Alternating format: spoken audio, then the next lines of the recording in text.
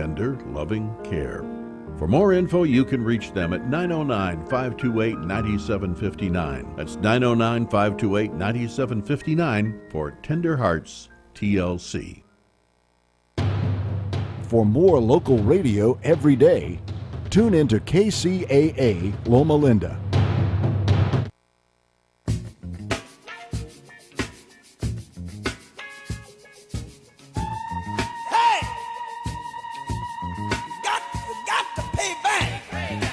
Thank you for joining us for this edition of Justice Watch with Attorney Zulu Ali. I am Attorney Zulu Ali with the Justice Watch crew, Rosa Nunez, Michael Bilal Clark, and Dr. Akil Bashir. This week, like every week, we'll be addressing critical legal issues that are affecting our communities. Our topic today is going to be the National Jury Reform Initiative and Islamophobia. Joining us today is an esteemed guest, Dr. Mustafa Kuko. Dr. Kuko is a demographer as well as a clergy here in Riverside, California, and actually nationally, internationally known as far as a clergy as well as an activist in the community, both in civil rights as well as with regards to issues affecting religious issues as well and cross-religious discussions. He's known throughout the community, and he also holds a doctorate degree, a PhD from the University of California, Riverside in demography. So thank you for joining us today, Dr. Kuko. Thank you. One of the things, and also what I want to also let everyone know that today, if they want to join in our discussion, they can give us a call. Rosa, what's that number? Number is 909-792-5222. Once again, 909-792-5222. Yeah, so if anybody want to give us a call and chime in on our discussion today, feel free to give us a call. Today, we're going to begin by talking about the National Jury Reform Initiative and our conference that's going to be coming up on the July the 28th, 2018 at 2 p.m. at the DoubleTree at 120 South Los Angeles Street, Los Angeles, California, 90012. Again, that's July the 28th, 2018 from 2 p.m. to 5 p.m. at the DoubleTree in Los Angeles, 120 South Los Angeles Street in Los Angeles, California, 90012. The conference is from 2 p.m. to 5 p.m. and it's actually open to the public. However, there will be limited seating, and we invite everyone, in the community to come and join us in this important topic where we'll be talking about this movement that we're starting with regards to national jury reform. And the reason why and actually it's a national call, and we're going to be inviting individuals across the country to join us in this movement and in this conference, so we can actually get something going with regards to our efforts to try to make sure that we're dealing with the ever-increasing and issues regarding police misconduct, as well as issues regarding wrongful convictions. And I think it's one of those things where people tend to not truly understand the importance of the jury process in our criminal justice system. I know last week we talked about service, and jury service is really, really important. And the reason why it's important is that if we want to have some sort of input and say so about the manner in which our criminal justice system works, specifically when we're dealing with matters that go to trial, then we're going to have to make sure that we're included in that process. The way that the jury system is set up is, in many ways, the way in which they kind of,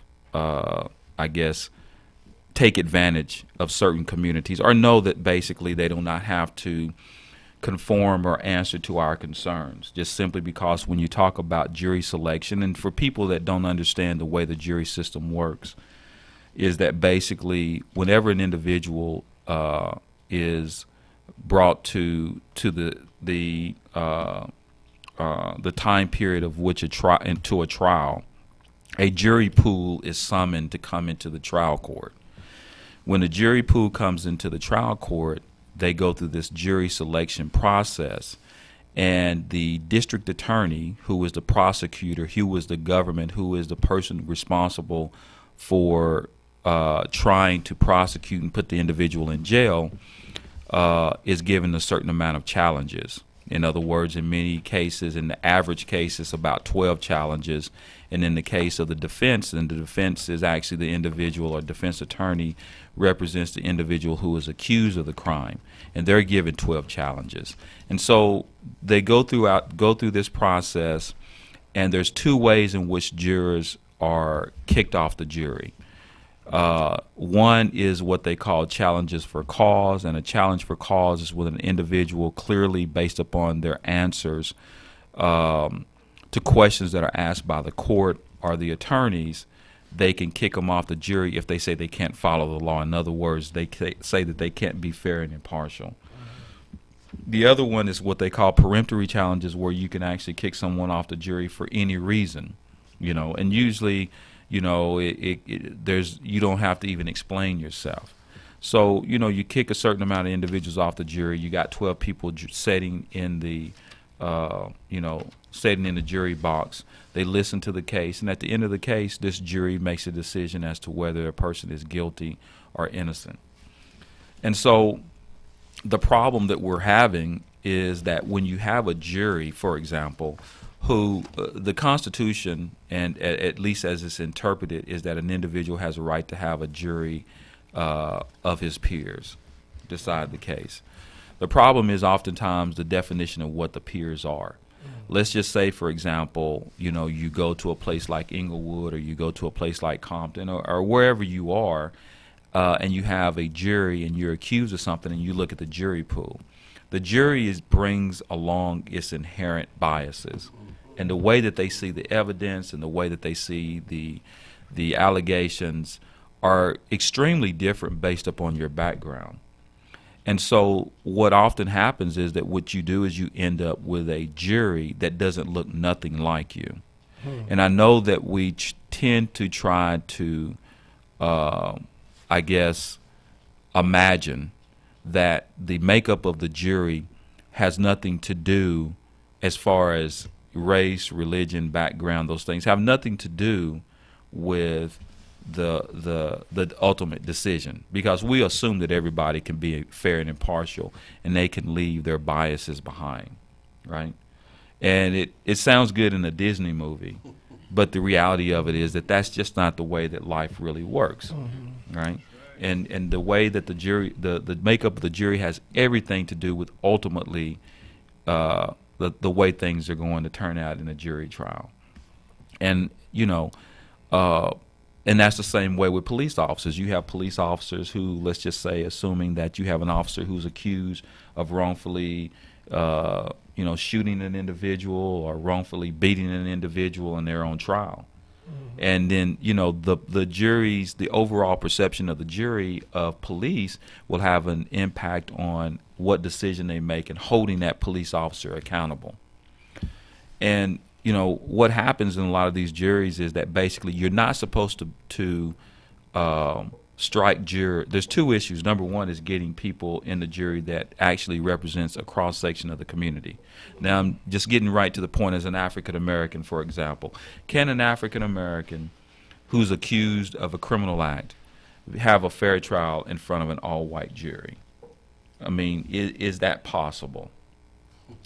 That's the question. Well, it's possible, I guess, but it's not really practical. You know what I mean? It's not really, because you're looking at an individual, and your inherent biases have an impact on the way you see this individual, as well as the way you see the victim. Can an all-white jury convict a police officer for killing a black man? Can it happen? Of course it can, but is it practical? In many cases, it's not, because of the perception of the jury that they have about police officers and the community. It varies so much. I mean, some of the answers that you see, for example, during jury selection, and they'll ask questions about their opinions about policing, and some people do not believe police officers lie. Some people may not believe that police officers, will not do anything wrong. They might even believe that, hey, if you didn't do anything wrong, you wouldn't even be sitting at that table. There's a lot of people that feel that way until they're sitting at that table. And I'm going to tell you, and I'm telling you as I'm sitting right here, and I'll say it until the day that I leave this earth, that until we change the jury system, nothing is going to change with police misconduct. Nothing is going to change with wrongful convictions. It's just not going to happen. And it's one of those things that we can have as many forms as you want to. We can have round tables, we can have workshops, we can have whatever we want to. But until we figure out some way that we're going to have juries that are going to determine these cases, that make up a cross section of the community, it's not going to happen. Now, there's actually a couple of cases called there's a Batson-Willer motion. And a Batson-Willer motion says, let's just say you imagine a jury trial. And let's just say, for example, there's 5 African Americans on the jury. And that every time the prosecutor stands up and he excuses a juror, it just happens to be an African American. So let's just say he goes on 3 different occasions and he excuses an African American from the jury. Then you raise this issue, you bring what is called a Batson-Willer motion. Now, if there's some sort of pattern, then you meet your initial burden of showing that there's been this pattern of striking African American jurors. Then the people are put in a situation where they have to give a race-neutral reason why they're striking the jurors. Some of the reasons that they'll say is that the one person looks disinterested, or the one person looked at me funny, or the one person does not like police officers. As long as they can give you a race-neutral reason why they're striking the juror, then they overcome that burden. So effectively, it really doesn't make much sense. And the challenge of Batson-Willer was, I always remember that Justice Thurgood Marshall, when he weighed in on the issue of Batson-Willer motion, he says that the only way that we would be able to get rid of this discrimination within the system is to get rid of peremptory challenges, which also creates its own problems, But it's a broken system, and it's broken primarily for that reason, because that controls everything. The reason why a DA brings a case is because he thinks he can convict you. The reason, that has everything to do with it. If and that's whether he charges you, whether he proceeds to trial, the way they, the same way with police officers. The reason why police officers do the things that they do is because they believe they can get away with it. They're not being convicted for it. So if you're not being, and every time someone is acquitted for it, it even gives them more power. Exactly. And feel like that, they feel like that it's, they're invincible because nobody's going to hold them to task. Nobody's going to ask them any questions. And so, my thing, and our thing, I guess I should say, and that's the reason why we want to do it, because we really want to make a difference. We really don't want to start telling you, we all are we like solution-based people. Where that's what we all have in common, outside of this radio show and here. That's why we're together and doing this, is because we're solution-based type of people. We're not the people that go out and just bark. We want to. How do you get a solution to this problem? And obviously, this is a solution to the problem. I can assure you, if you're starting to be tried by a cross section of the community, both with regards to police officers as well as people who are typically accused of crimes, if you're going to start seeing a cross section of people, of black and brown people and other people as well, you're going to see a different justice system. People are going to think twice if you're going to get life or the death penalty for shooting someone wrongfully. You're going to start thinking, the prosecutor is going to start thinking twice if he thinks he can just give people the he's a bad guy, boogeyman type of prosecution, where they put on a little bit of evidence and the jury just automatically assumes that because he's accused, then he's guilty.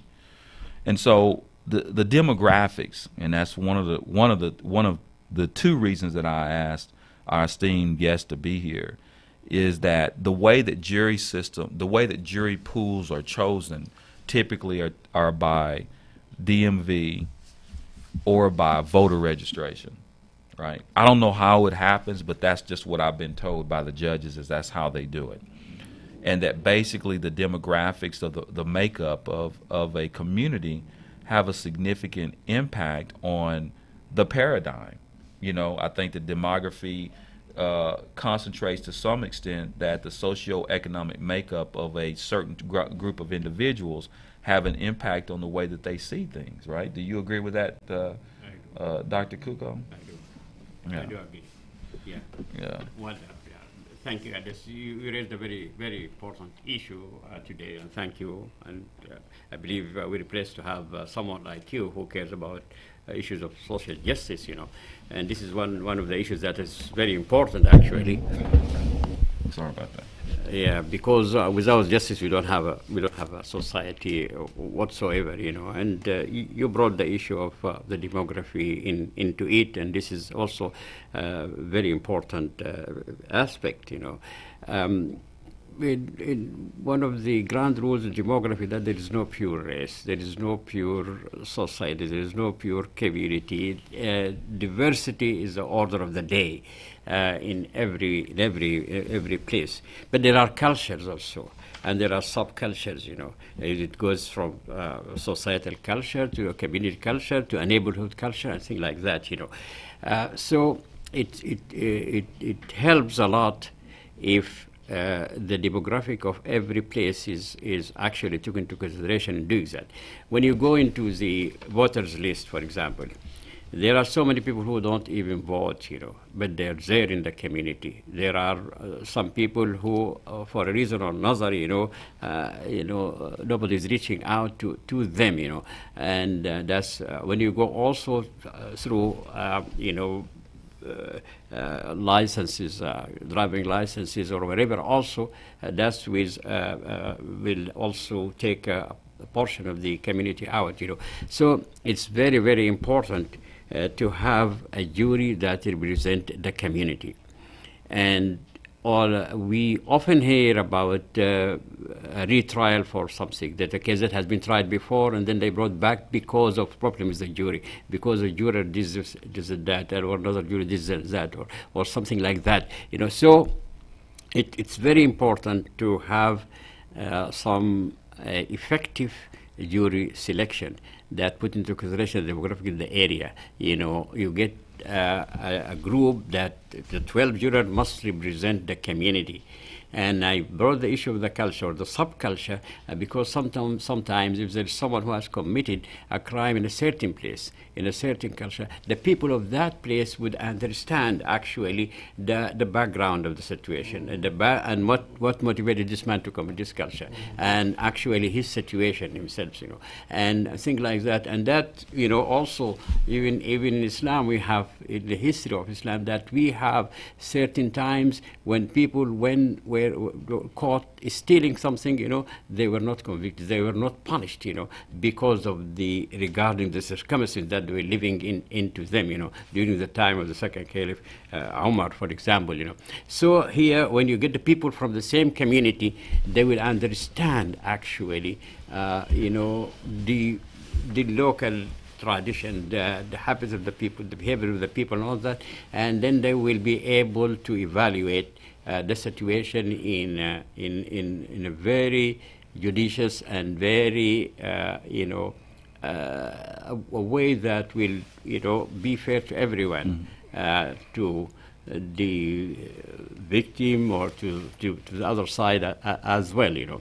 So it's very important to change the system, to look into a different system whereby that if a crime committed in a certain place, the pool of the juror has to be drawn out from that. The catchment area should not be anything beyond the area where that crime was committed, And as I said, in every community, there is diversity. Okay, the degree of diversity sometimes varies, but there is diversity. So when you get a jury group of 12 people that represented representing the different, segment of the community, then you are bound to get something which is very fair and close to justice, or if not all the justice, That's definitely something that's very important, has to be looked at, And you said something very fearful, and that's true, Said as long as this jury system is not, being fixed, they probably we have so many problems like the police brutalities and all those kind of things that people right now are suffering, in our communities, and will continue forever. But so it's about time for you, Mr. Ali, and the people in the law profession to look into this, perhaps come with some solutions, and you consider demographic into it. It's something that's very vital, very vital. Yeah. Thank you. Yeah, that. Well, it's just to kind of piggyback off of what you were saying, whenever you have individuals that does not understand the culture or the community and never lived in this particular area, then it's hard for them to kind of foresee or how something could have happened. Mm-hmm. And I think what happens is whenever you take a jury that does not live in the particular community or is not a jury of the peers, then what they're left with is that what they see on cinema. Mm-hmm. What they left with, to imagine, okay, we can imagine this individual going out and doing this, but to see it, they have to rely on movies. They have to rely on cinema, and that's what I think is the big problem is, they get all of these different things in their head as to how this could have happened. Now, if I'm living in the hood, I know what goes on in the hood. I know how things happen in the hood. And so I'm able to sit down there and decipher, because of this individual coming from the same neighborhood I'm coming from, I can decipher exactly, foresee how this could have happened or how this couldn't have happened. I've been in situations where I done sat in and I done heard some crazy stuff, and I'm sitting there like, wow, Right. But then as far as for the individual that does not reside in that community, they can't see it. Mm-hmm. And so, like I say, they're left to actually go back in their subconscious mind and say, well, okay, it happened in the movie 24, so maybe it happened like this. Yeah. So it's crazy. Yeah, the one of the things that's interesting about both of what they said, and this, that when someone responds a certain way, right? I mean, that's one of the things that's always dealing with the communities. How an individual responds to certain things has a significant impact on the way that they've been raised and the things that they see. Mm-hmm. And even as far as the police encounters, mm-hmm. Some of us come from communities where we ask questions.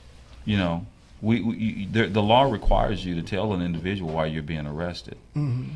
And so when you're from one community and a police officer approaches you and asks you, why are you being, and confronts you, and you ask the question, why am I being arrested? What did I do? Mm-hmm.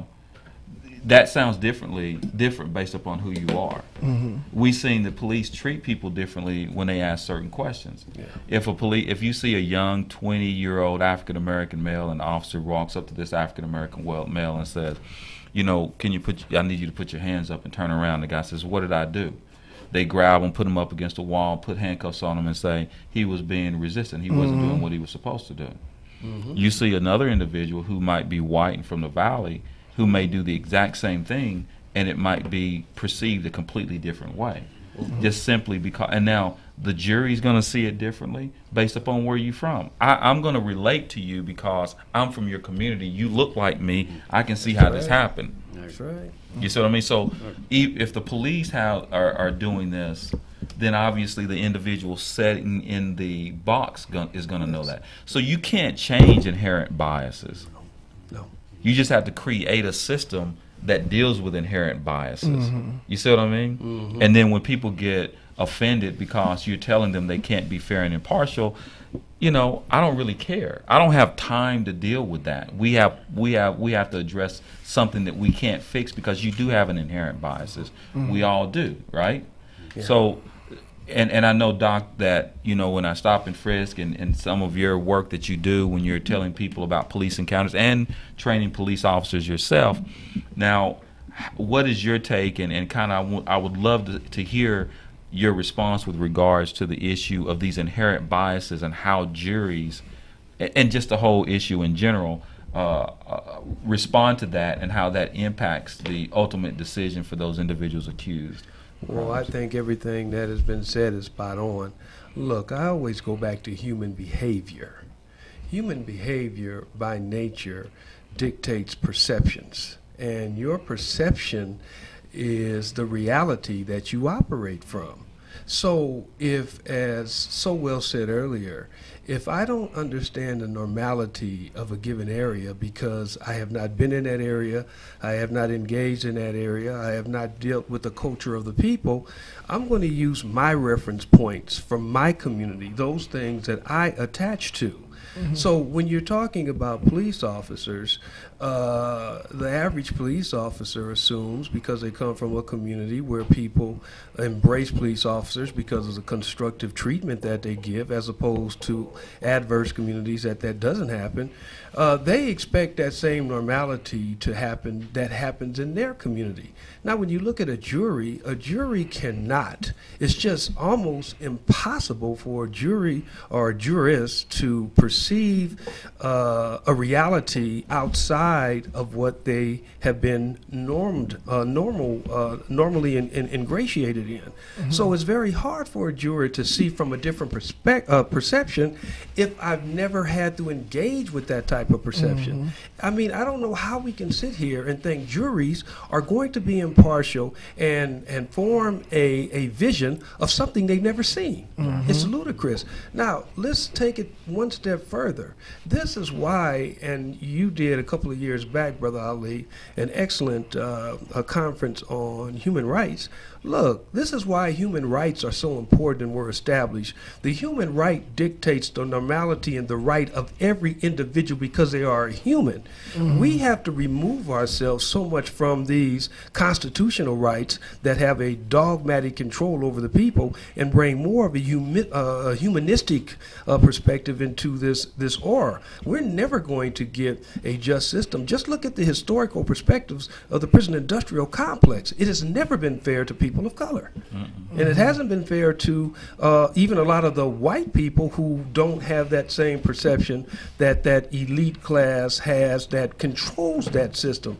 So we have to change the system. If we are expecting to see a balance of justice, it starts with the jury system. And I'm going to tell you, there is lobbying, there is everything that's on board for that system not to be changed. This is not going to be an easy task. That system gives, it affords a lot of individuals their whole standard of living. Their whole career system is based on that impartial or that non-partial system, and so it definitely has to be changed if we are going to see a different result at the end of the day. Right. Right. So, if I may add that, sure. Communities change, society changes, people come in, migrants come in, the values sometimes, change a little bit, so this is something that's very important to be put into consideration, California 20 years ago, not like California today, even United States 20 years ago, not like United States today. So to have a jury system that had been set for like 2 centuries or so, staying the same way, that's very unfair to the people. Right. Very unfair. The people, they actually they come with new perceptions, with new ideas, with new values. Even with new ideologies and religions. So that's the justice system has to be so flexible, actually, to accommodate this kind of changes. And then when you keep the jury system just like that, bring 500 people, it stays there. I happen to be several times. I go into that room and it stays for 6 or 7 hours, and sometimes they let me just go without knowing anything. So that has to be taken into consideration.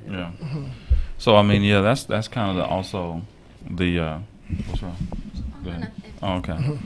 Yeah, so that's kind of the thing I wanted to ask you, Rosa, with regards to your input as far as the jury system is concerned. One of the things that that never changes with the jury system, I know that as an attorney, they say that once you choose the jury, your case is won or lost at jury selection. Mm-hmm. That's how you win it, right? Mm-hmm. And so my question for you with regards to the jury system is that, assuming that you're sitting there and you're actually someone that's accused of a crime, and you looking at the jury, and basically the one individual is of one background and of one ethnic makeup, and the entire jury is completely on a different level. Is a caller? Okay. Yeah, go ahead. We'll hit that later. Hello, caller. Yes, I'm just calling in because I was listening to you guys, Brother Zulu Ali and his guest or host, and I agree with a lot of what you guys saying, and it's similar to like us trying to get what he's trying to do is get impartial jurors. It's similar to when you talk to certain people and they don't understand when you say Black Lives Matter.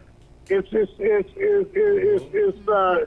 like you talking to somebody on the moon. Right. Well, you don't have to say White Lives Matter because they don't shoot 12-year-old and 11-year-old white kids with plastic guns. I mean, they don't give them like 3 seconds and kill innocent white kids.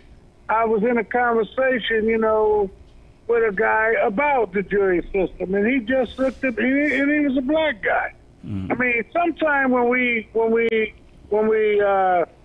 say the representative of our peers, I mean, I don't mean no harm, but that don't include the coons. Because see, you can get some of these coons out here, and they'll agree with all the white folks. Right. And then they won't even form a reasonable doubt. If it don't make sense, they'll be like going along just to get along. Right. So we got to get the best jurors that we can get. And I know there's nowhere in the world an Orange County or Beverly Hills resident is going to honestly find a person that's from Compton, white, South Central, innocent, or even form an opinion that's like, hey, this guy could be innocent, even, and especially if this had anything to do with a white person. I'm not trying to talk racist, but white supremacy is here in the line. I see it every day. It ain't not the Klan or skinhead. It's these IBM people who can change your life. So, I mean, it's like they changing your life when they sending you away for stealing a pizza, for giving you 30 years for taking a slice of pizza. That don't happen. If white supremacy is not alive, that's a problem we need to address. I know, believe me, y'all on point. I ain't lying, but it's deeper. It's the people out here. They say forget about the past. How in the hell you can? Excuse my French, but how can you forget about the past when it's staring you in the face? Right. Anyway, I just like to say, I listen to you guys every Sunday, and you guys doing a great job, and I continue listening. But we got to get some real soldiers. I heard that. These fakers, they ain't getting it done. That's right. But anyway, you guys have a nice day. You too. All right. Thank you for calling. All Thank right, you. bro. All right. Thank you. Well, yeah, he makes a really good point. I mean, I think he kind of sums it up. You know what I mean? I mean, because that's really the way it is. And I'm going to come back to you, Rosa, when we were talking about the question that I posed to you. Yeah. It was a generalized question with regards to it, but I would like for people to understand. I mean, it's really the easiest way and a practical way of changing our justice system, just by changing the way in which we choose a jury pool, Yeah. and the manner in which the peremptory challenges, you can't allow a prosecutor to just start kicking certain individuals off of the jury just because they look. And look, I'm telling you, if someone tells me that this is kind of the way it is. See, this is how your culture has an impact on the way that you make decisions. When there's always a question that a prosecutor is going to ask you on jury duty in a criminal case. Have you ever had a negative experience with the police? Right? You've got 6 black people sitting there on the veneer, and you got 6 white people. Almost every time I'm there, the black people are going to raise their hand, right? And they're going to use that as a way to strike that juror. That's kind of like, okay, I can't get, if I start striking them off, and then the defense attorney tries to make an argument about it, I'm going to say that's because they said they didn't like police officers. You see the game? Yeah. So I mean, I kind of want to get your insight on, how do you feel about the jury system and changing it in a way that's going to make it a little bit more, not a little bit more, a lot just. Yeah. Well, I feel like I can certainly agree with the fact that we need more juries that kind of understand the perception of those whom they're serving, because it really reminds me of having an individual who's undergoing the death of a relative. When you're there and you haven't really been through that experience, you can't really understand the person, and you can't really say you understand them because you haven't been in their shoes. And as much as you try to, help them overcome the pain of undergoing the death, you can't do much about it. And it reminds me of jurors. They can't really understand the normality of those whom they serve, and therefore they're not able to supply the needs of those whom they try to advocate for. How can you say that? How can you formulate solutions if you don't even understand the needs? And I feel like it starts definitely with the jury system, and it goes through the representatives, the people, those people that kind of stand there in that podium at the table making decisions, who say they represent us, but who really can't understand our normalities. Right. And I feel it's essential for them to be able to, look like the people, not only look, but to be able to live through those experiences, because if they don't live through those experiences, they won't really be able to sit at the table and make decisions that benefit their constituents or the people whom they're serving. So I can certainly, agree with all of that, everything that's been talked about today. Yeah, that's kind of like backing into one of the things we're going to talk about as far as and I know we're going to talk. Time really gets us, don't it? Yeah. Talk a little bit about Islamophobia, but one of the things that the biases of people. The one thing, the older I get, the one thing that's for sure is that people have biases, right? And the thing that and it goes even to the decisions of courts. Because we're talking about a system that we're going to make sure that our lives are just. That basically everything that we do is we live in a just and fair society. And even when it comes to the issue of dealing with judges, the inherent biases that affect the juror is the same inherent bias that affects judges, right? And so I remember there was a judge out of Missouri, and I never can remember his name, but he's got a very unusual name, who was suspended from the bench for 3 months because he called out a prosecutor for kicking black people off the jury, right? And so and then when you start, and now we're seeing the big thing now with regards to the Supreme Court and the decisions that they're making. And that was like, for example, the travel ban, Dr. Kuko, and the travel ban that they felt that the manner in which Donald Trump was implementing the most recent travel ban was not unconstitutional. They were saying, I guess, that there was a neutral, rational basis as to why he was implementing it, and it wasn't discriminating against the Muslims, right? And so he calls it a travel ban. But let's just be real. The justices that made that decision were basically done. It was across party lines. Right. And your perception about what you think about the religion had a significant impact. The justice had an impact on the way that they made that ruling. And it is a part and parcel of this whole Islamophobia thing that we're experiencing at this point. That's right. Where that was really the whole idea is that it doesn't make. I don't think it was irrational, because the countries that had the most significant history of terrorist attacks or issues with regards to safety wasn't even on the list. You see, how do you feel about that, Dr.? Indeed, it's for me as a Muslim also, it's something that's very sad to see even the Supreme Court, uphold such kind of very unconstitutional, as far as I know.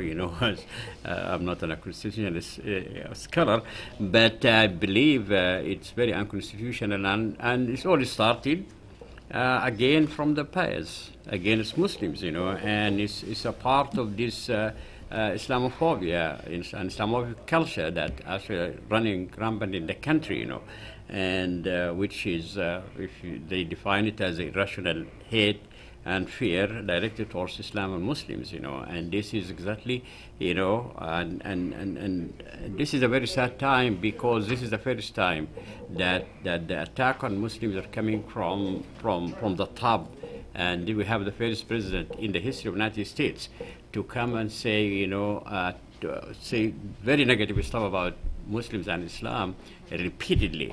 And the ban actually is targeting Muslims. Mm-hmm. But when they felt that there would be some, legal obstacles here and there, they added Venezuela and maybe Chad or whatever, to make it look like as if it's not targeting the Muslim, but it is targeting the Muslims, and it's a product of this Islamic culture, that started, long time ago, mm-hmm. and actually, the whole thing about it, is just a very grim reminder of all the bad things that has happened in the history of this country, mm-hmm. Discriminating against people for their race, has happened to the African American communities, discriminating people because of their religion against the Muslims or whatever, saying people of their culture, what has happened to the Native Americans, So this time it is out, and even discriminating against the Jews before, So it seems like now it's coming. Towards us, the Muslims, which is something that's definitely we have to endure for some time, hoping there's going to be change, sometime soon. But it's been deeply rooted in the history, and history also of humanity in general. It started, it started way back even during the first days of Islam in Mecca, actually. But it went like that, from time to time, up and down, until it came to Europe, Mm-hmm. And if I can go into a little bit of history, the practice is old, though the definition is, appeared in probably around 1925 in France, by Elie Danet and Selma Ibrahim. Actually, and it's also been used by the fascists in Italy, and then it came to America, used in America in 1991, and but as I said, Islam came as a religion that wanted to liberate mankind, as a revolution, mm-hmm. as an upheaval. Right. As a religion that tells everybody that people are quite equal. Mm-hmm. There is no preference of a race over a race, or color over a color, of a human being over a human being. And that's why even people in Mecca, during the time of the Prophet, stood against it, because Mecca was a class city. By then, you have the slaves community, then you have the middle part of the society, which is the artisan, and then they have the nobility, and the nobility are exploiting everyone. When Muhammad, peace be upon him, came and said this is wrong, and the Lord doesn't like it, so they stood against him. So it's just like that. Whenever you're coming with issues of social justice, mm-hmm. and you want to change the life of the community and the well-being of the people, then you will have some people standing against you. Yeah, yeah. So yes, yeah. Okay. No, I was just going to say that basically, I mean, that's kind of the going back to and you're exactly right as far as the issue and the Islamophobia. The one thing that always comes to my mind whenever you begin to start talking about targeting groups, it reminds me of something that this sheriff once told me from my hometown. He says he would like at least everybody to get to spend at least one night in his jail. And the reason why I think that sounds interesting is because if you spend that time in that jail, then everybody knows what it's like. And that's the thing about with America and its discrimination, as it's the more, in other words, it's amazing where you begin to start thinking about once individuals experience, for example, after 2001 and the Islamic community and the Muslim community and what they were experiencing. Yes. Before that, there was never much in our community where individuals were coming out trying to, have a dialogue across other cross-cultural dialogue outside of the religion. Right. You know what I mean? That's true. And that was kind of one of the things is that we unfortunately live in, and that's where we talk about the inherent biases. Would you get the same response from nowadays if you were accused of, and I remember I had a guy who happened to have been, someone from the community who was charged with a criminal offense. There was actually one person on the jury that happened to have been, at least from appearances, a Muslim. That was the first person that the prosecutor kicked off the jury. He was sitting in seat 1 too. You know what I mean? And they knew that basically, and it wasn't necessarily a crime related to Islam or terrorism or anything that has to do with Islamophobia per se, but they clearly understood that because of the inherent perception of what the community came from, that was the first guy they wanted to get rid of. Right? Yeah, right. You see it in Oklahoma. I'm sorry. You see it when that incident happened in Oklahoma. And the first day, the whole media outlets, were speaking about Islam and Muslim, and someone has done it, because of the perception. Something like this must be done by a Muslim, which is that's how they were indoctrinated. That's how they made them think, that yes, anything like this is normally happen, from a Muslim action, which is wrong, actually, and. In our culture that says, something says that man is an enemy of whatever he doesn't know, and still people look to Islam as a new religion in America. Islam is the first religion that entered America, alongside of the native religions, Actually, Islam came to America in the 10th century, around 900 some, and established a state in Florida, which is Musa State, And there's many people came over even long before Columbus, and Columbus also came with a lot of Muslim sailors in this country.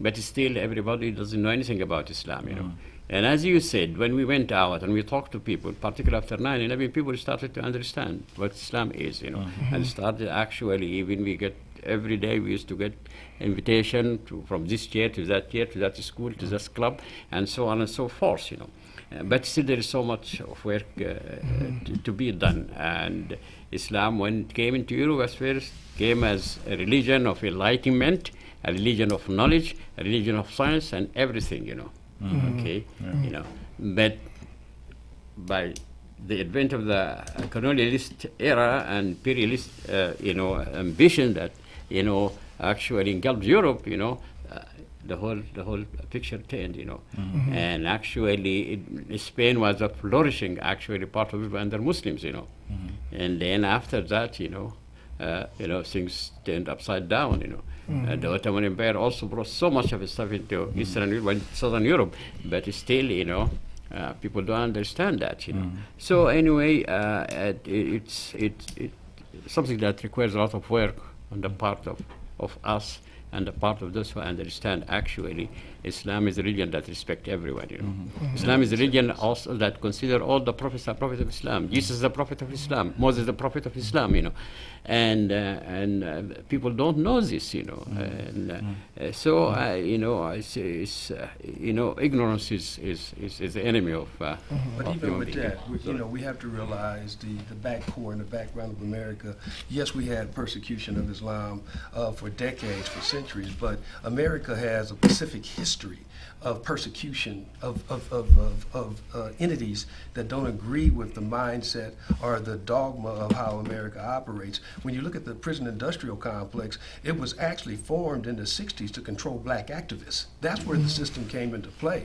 And in each segment after that, the 80s, the 90s, you had specifically certain things that transpired which allowed that system to perpetuate itself. So when we look at Islam and when we look at what has happened to Islam in this country, we really have to understand we have a group of people, we have people in this country that never want to realize the greatness of Islam, never want to see what Islam for what it is, because they have to have a targeted population in which they will attack to reinforce the Pacific cultural mindset that they operate from. So the Islamic community is going to have to come with the resiliency and quit expecting people to be comfortable with this deen and have the core to stand on the principles of what Islam represents, and know that they're going to have to take blows for that in the process. But that's what has to happen, because again, Islam is being targeted specifically and purposely in this country because it goes against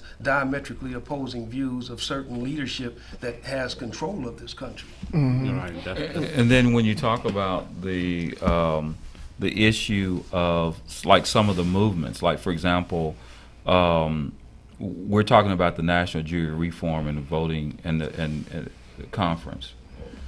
And if I was to invite the leadership from the Muslim community outside of the African American Muslim community, they wouldn't show up. They wouldn't show up. You see what I'm saying? Yes. So you can't, and that's part of the bias. Where you can't, it's like I'm going to jump in the fire when the fire is hot for me, and otherwise I'm not going to jump in it. It's just like, for example, whenever we like for example, when police officers are shooting black people, and you see those marches, right? How many people in the community get out and join in that movement? That's right. But whenever there's people who are at the airport, and when they're at the airport and they can't come into the country because they're coming from certain communities, they expect we go to those to the airport. I know many of my friends who aren't even Muslim that are African Americans that go to those airports, and so and of course it's just not. I'm not saying just not all, but I'm just saying that all backspins into the whole bias that we're talking about, and how we have to always have the spirit of El Hajj Malik El Shabazz when you talk about Malcolm. That was when he came out and says, we just can't keep it here and deal with just people in our community. I can't sit around and watch my people getting bit by dogs and getting, sprayed with hoses. I have to get out here and do something about that. Yeah, exactly. Real quick, it's hard sometimes for me to kind of engross myself in dialogue, and it's hard to find dialogue that is positive, that is, unless you go to those particular arenas. And so I find myself sometimes sitting here and listening, and all these lights coming on in my head, and I know I keep coming back over the media, but I find that the media actually people are so gullible. People accept anything that the media tell them, and this is what creates these biases and these phobias, is because what the media relate to the masses who are very gullible. And I even looked at a particular time when my mother, she had all these concepts about Islam. Oh, you a terrorist, you this and that and this and that. I'm a Christian, this and that. And then I read to her. She wanted to read. I told her, I said, read the Quran, read this. And she said, I'm not going to read that because this is what they say. So I simply read her some ayats from Surah 19 in regards to Maryam. She said, well, that's what I believe in. She said, that's what I believe in. I said, well, this is what the media has been teaching you, that this is what we don't believe in. She said, well, I believe in that. So it changed her whole perception about Islam, about Muslims in general. So that's what I'm saying. The media has a way, it's just like the gang enhancement. They'll throw a gang enhancement on somebody real quick who's never been a gang member in their life, but they live in a gang community. But because they know they can get a conviction, because if they throw this gang enhancement, their perception of gangs is evil, and they can get this conviction. And so they'll throw it on that individual and knowing that they're not a gang member at all. So it's all about the media and the perception of the people. So I just want to to also remind the listeners, and of course we're going to spend an entire segment next week on the issue about the National Jury Reform and Voting Conference, which I believe everybody here will be in attendance on that particular reform, because it's something that we definitely have to do if we're going to see any changes. Again, it's on July the 28th, 2018, from 2 p.m. to 5 p.m. at the Doubletree at 120 South Los Angeles Street, Los Angeles, California 90012. And it'll be from 2 p.m. to 5 p.m. And I invite everybody to come in and be part of the change. Again, time goes by so fast on this show, Doc, but we do appreciate you coming in and your input. I would love to have you for at least another hour if I could. Thank you. But and we'd love for you to come back again. Thank you. But Thank you, my brother. to everybody listening, on behalf of the Justice Watch crew, Rosa Nunez, Michael Bilal Clark, and Dr. Akil Bashir, we invite everybody to come back next week, and thank you for tuning in.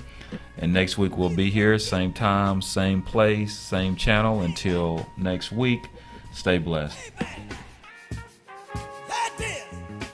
KCAA Loma Linda, 1050 AM, 106.5 FM, and now 106.